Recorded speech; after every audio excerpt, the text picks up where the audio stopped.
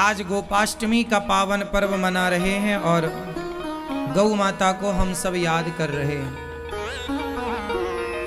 आज गोपाष्टमी है। आज से भगवान ने गायों को चराने का कार्य प्रारंभ किया था। इसी तिथि को गोपाष्टमी के रूप में मनाया जाता है। कार्तिक शुक्ल अष्टमी, जिसे गोपाष्टमी कहते हैं। आज आप लोग कहीं ना कहीं गायों की पूजा, गायों की सेवा जरूर करें, गायों का पूजन जरूर करें।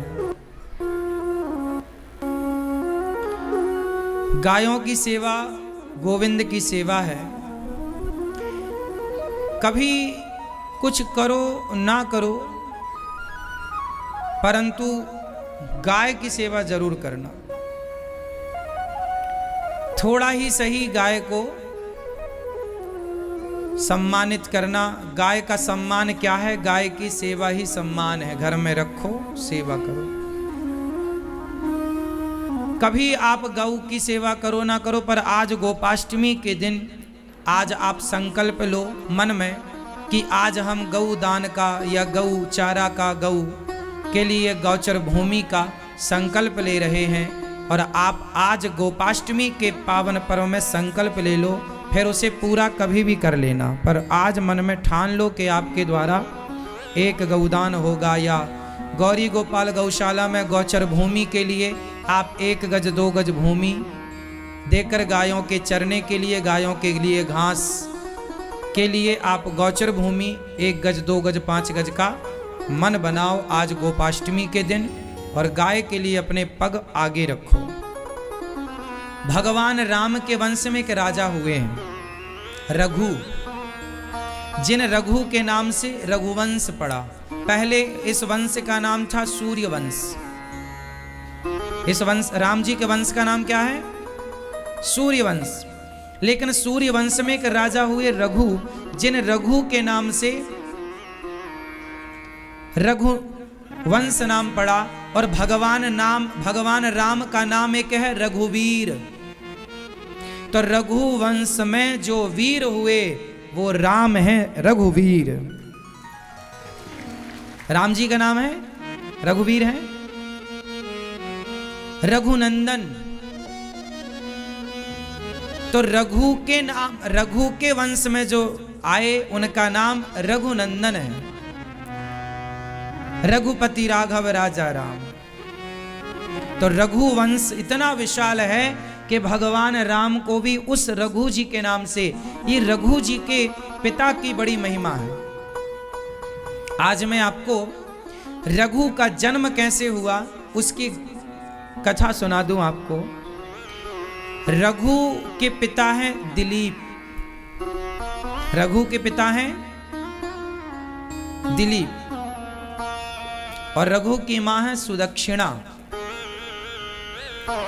रघु के पिता दिलीप, रघुवंश उस समय नाम नहीं था इस वंश का, सूर्यवंश के नाम से लोग। अयोध्या के राजा थे दिलीप, सरयू के तट। इनके गुरु थे वशिष्ठ जी। रघु का बहुत समय बीत गया, दिलीप जी का बहुत समय बीत गया, बुढ़ापा आ रहा, पर संतान नहीं हुई। तब संतान की प्राप्ति के लिए दोनों पति पत्नी दिलीप और उनकी धर्म पत्नी गुरु जी के पास गईं। और ये जो कथा मैं आपको सुना रहा हूं, ये कथा रघुवंशम में आपको मिल जाएगी। रघुवंश महाकाव्य श्री महाकवि कालिदास जी ने लिखा है। महाकवि कालिदास जी की एक रचना है रघुवंशम। तो रघुवंशम में ये पूरी घटना महाकवि कालिदास जी लिख रहे हैं। राजा दिलीप जो हुए, उनकी पत्नी के सहित वो गुरु जी के आश्रम में जंगल में गए। वशिष्ठ जी से कहा, गुरुदेव मुझे संतान नहीं हो रही है, बुढ़ापा आ गया, अयोध्या का सिंहासन कौन संभालेगा?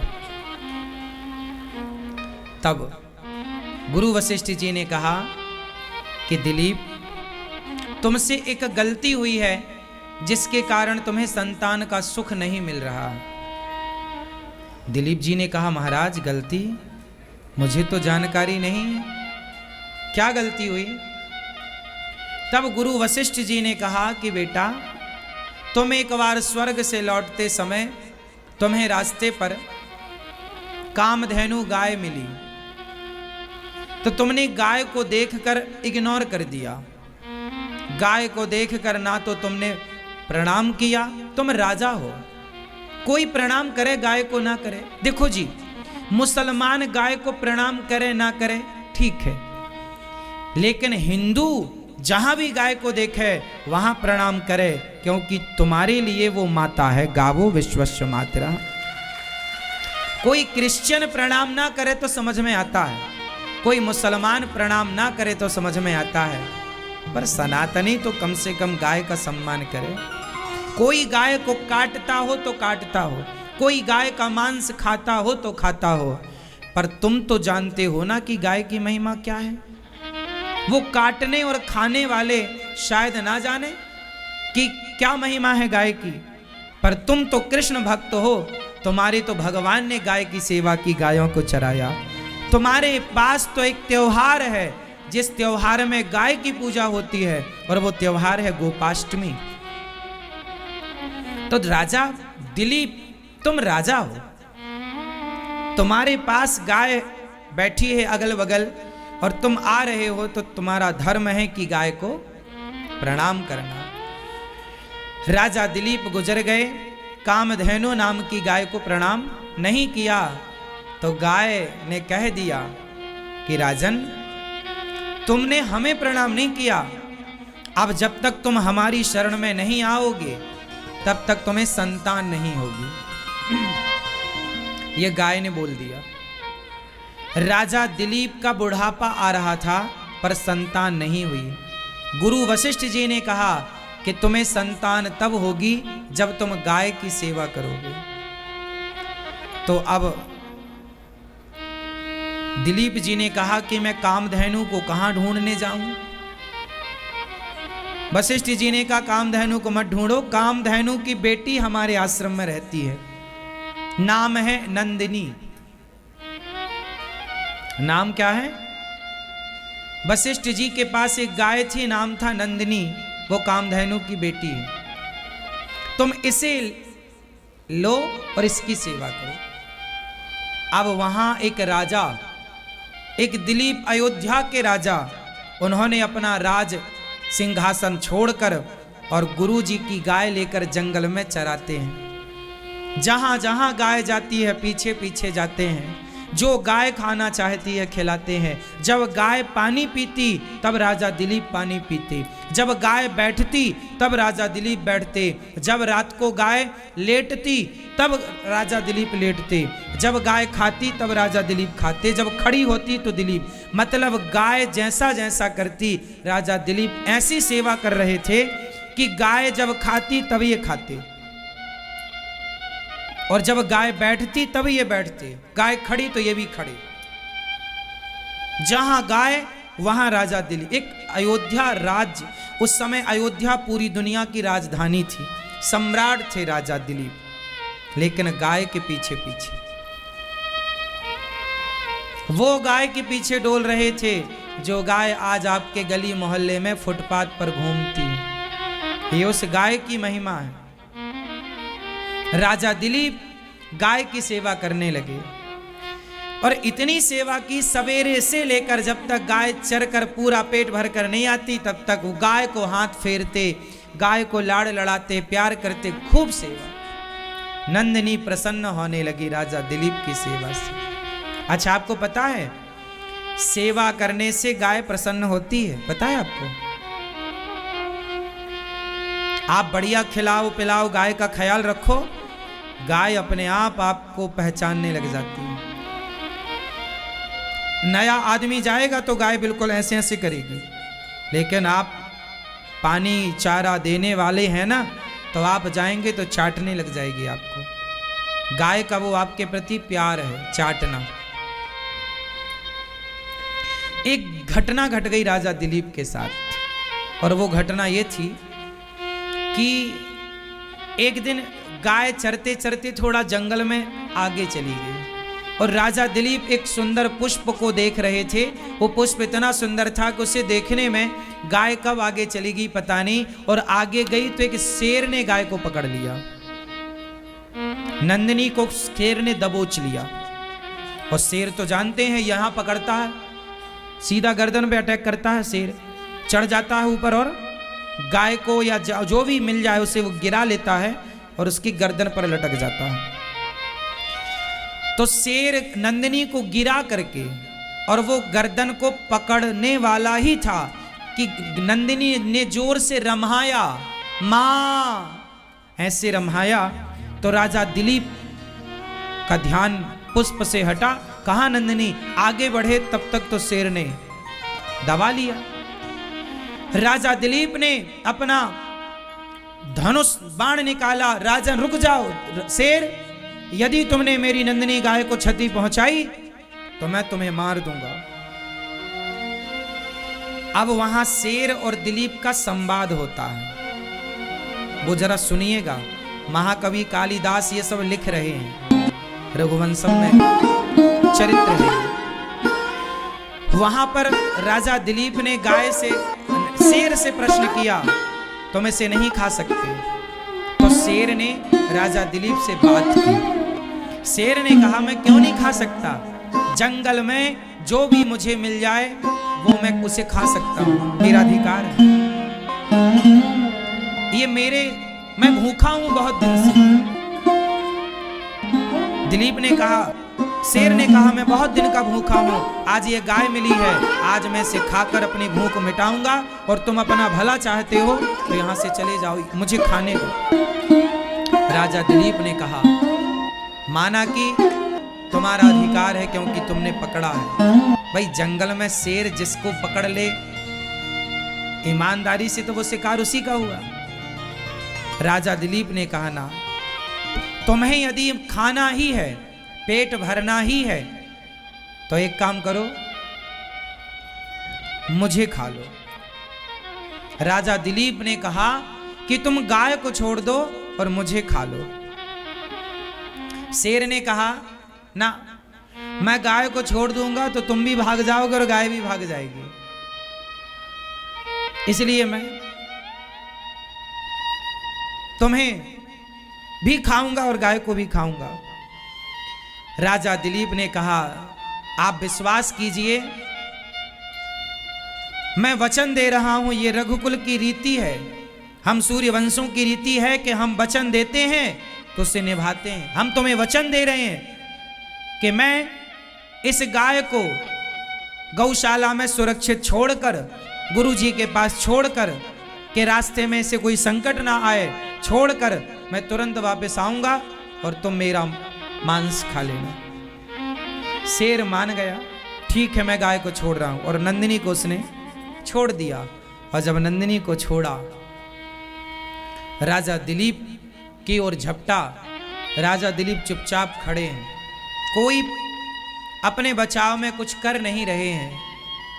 और जब शेर झपटा मारा दिलीप की तरफ, तो वो शेर नहीं था, शेर के रूप में परीक्षा लेने के लिए नंदिनी ने किसी को बुलाया था। ये नंदिनी कोई सामान्य ऐसी तो थी नहीं, समुद्र मंथन से प्रकट हुई है गाय, पता है ना आपको। गाय का जन्म कहां से हुआ है, गाय की उत्पत्ति कहां से हुई, समुद्र मंथन से। ये समुद्र मंथन से प्रकट हुआ धन है, इसलिए गाय को धन कहते हैं, गौधन, गज धन, ये धन है। राजा दिलीप के सामने वहां प्रकट हो गए गौ माता नंदिनी। प्रकट होकर बोली, गाय बोली, राजन तुमने मेरी रक्षा के लिए अपने प्राणों की आहुति दे दी, ये शेर मेरी सहयोगी में सहयोग करने, परीक्षा लेने तुम्हारी आए कि तुम कितना प्रेम करते हो गाय से। जाओ, तुमने मेरी रक्षा की, भगवान तुम्हारे वंश की रक्षा करें, जाओ तुम्हारे वंश की वृद्धि होगी। एक काम करो, मेरा दूध निकालो और दूध निकाल कर उसे पी लो, तुम्हारे घर में पुत्र होगा। राजा दिलीप ने कहा, ना माँ, मैं आपका दूध नहीं पी सकता। अरे मेरा दूध पिएगा तो तुझे पुत्र होगा। ना माँ, इस दूध पर पहला अधिकार आपके बच्चे का है, इसलिए पहले जब बछड़ा पिएगा उसके पीने के बाद जो बचेगा वो मैं पीऊंगा। नंदिनी और प्रसन्न हुई, वाह, तुमने अपने धर्म का पालन किया है, तुमने मेरे पुत्र का ख्याल रखा है। जाओ, तुम्हारे इस आने वाले पुत्र से तुम्हारे वंश का नाम रोशन होगा। ये गाय की कृपा से दिलीप के फिर गैया लाए, गुरु वशिष्ठ जी को दिया। वो गाय की जो बद्दुआ थी कि तुमने प्रणाम नहीं किया, तुमने गाय का आदर नहीं किया, वो कट गई। और गौ का जो दोष था दिलीप के जीवन में, वो दोष से निवृत्ति हुई। और गाय के आशीर्वाद से कुछ दिनों के बाद इनकी पत्नी गर्भवती हुई और इनके घर में जो सुंदर पुत्र हुए, दिलीप पुत्र ही रघु कहलाए, जिनके नाम से रघुवंश चला। और जिन रघु के नाम से महाकवि कालिदास ने रघुवंशम की रचना की, महाकाव्य, महाकवि कालिदास जी ने। तो ये रघुवंश क्या समझा आपने कि किसी के जीवन में यदि संतान सुख नहीं है तो गौ माता की कृपा से उसे संतान सुख हो सकता है। इसलिए गाय की सेवा करनी चाहिए। हमारे और आपके जीवन में कोई दोष हो तो वो दोष गौ माता की कृपा से ठीक हो जाता है। इसलिए गाय को नित्य प्रति रोटी खवाने की परंपरा हिंदुओं की रही है, हाँ या ना? गाय को रोज रोटी खिलाने की परंपरा रही है, पहली रोटी, हाँ। और भगवान राम का अवतार क्यों हुआ? विप्र धेनु सुर संत हित लीन मनुज अवतार। भगवान कृष्ण भी गौ की सेवा, राम भी गौ की सेवा करने आए। तो ये गौ माता की सेवा है।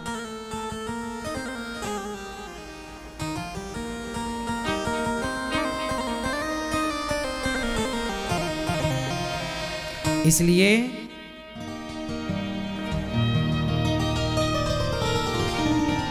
आप भी गौ की सेवा किया करो।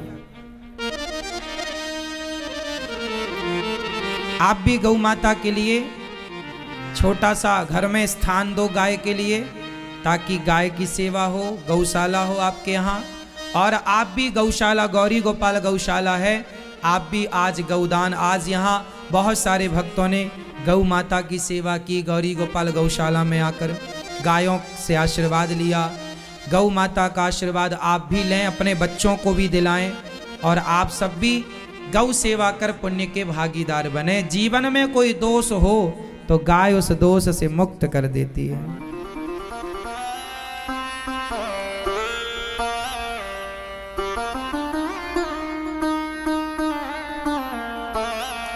है ना? इसलिए आज गाय की जो दुर्दशा है, इस दुर्दशा से हम सब परिचित हैं। गौ हत्या बंद हो, इसके लिए आपको गौ सेवा करनी चाहिए। आज गौशालाओं में भी गायों की अच्छी स्थितियां नहीं है। कुछ गौशालाओं में तो अच्छी स्थितियां हैं, पर कुछ गौशालाओं में आज ये स्थितियां हैं कि गाय को भरपेट भूसा नहीं मिल रहा है। आज लोग अपनी जिम्मेदारी नहीं समझ रहे हैं। पहले ना गायों को भरपेट, पहले हर गांव में गौचर भूमि होती थी। पहले हर गांव में सरकारी नक्शे में, सरकारी खसरे में पटवारी के पास ये लेखा जोखा होता है कि हर गांव में सरकारी जमीन होती है जिसे गौचर भूमि कहते हैं, होती है। लेकिन आज की स्थिति ये है कि वो सारी गौचर भूमि कुछ लोगों ने कब्जा कर लिया, और आज वो सारी गौचर भूमि गांव की भूमियां खत्म हो गई। पता ही नहीं चला वो भूमि कहां चली गई। अब शायद किसी गांव में गौचर, आज गाय सड़क पर क्यों दिखती है आपको? पहले गाय सड़क पर नहीं थी, क्योंकि पहले गौचर भूमि होती थी नदियों के किनारे। कई एकड़ों में सरकारी भूमि होती थी जिसमें गाय चरती, बैठती, उड़ती, वहीं रहती। लेकिन आज सारी भूमि को लोगों ने कब्जा कर लिया, गौचर भूमि खत्म। अब सोचिए कि आज गायों को बैठने की जगह नहीं है, इसलिए मजबूरन गाय सड़क पर आकर के बैठती है। सड़क पर आकर बैठ, क्यों? गाय को बैठने की जगह नहीं, सारी गौचर भूमि खत्म हो, सब कब्जा कर लिया। और आप लोग 50-50 हजार के कुत्ते तो रख लेते हैं, पर एक गाय की सेवा नहीं कर पाते। इसलिए गाय की सेवा करो। गाय की सेवा से ही घर में बहुत खुशियां होती हैं। जब गाय नाचती है ना, जब गाय खुशी से, आपने कभी देखा होगा छोटे छोटे बछड़े जब गाय का दूध पीते हैं ना और उसके बाद पेट भर जाए ना तो पूंछ उठाकर दौड़ते हैं, देखा आप लोगों ने? बछिया है, बछड़ा है, और छोटे छोटे बछड़े बछिया आपस में सिर ऐसे लड़ाते हैं और वो उछल उछल के कूदते हैं। वो जो गाय का वो कूदना है, गाय ना कई बार जब खुश होती है तो उछलती है, पूंछ उठा के दौड़ती है, देखा आप लोगों ने?